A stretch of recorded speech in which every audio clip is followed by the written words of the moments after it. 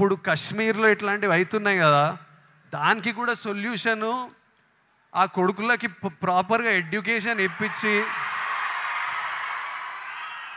ఇట్లా brain wash కాకుండా ఏం సాధిస్తారో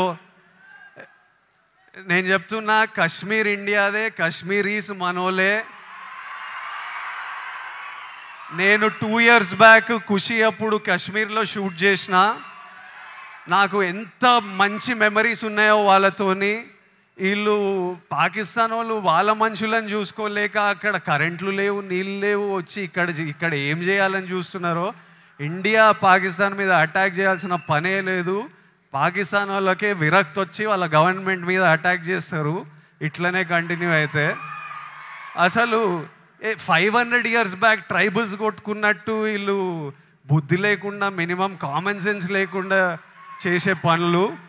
మనము we should stand united as people, love each other.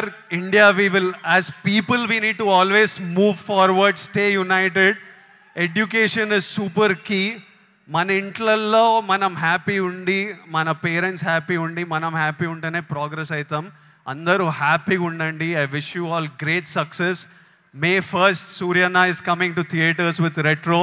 I am watching it. I hope all of you watch and enjoy it.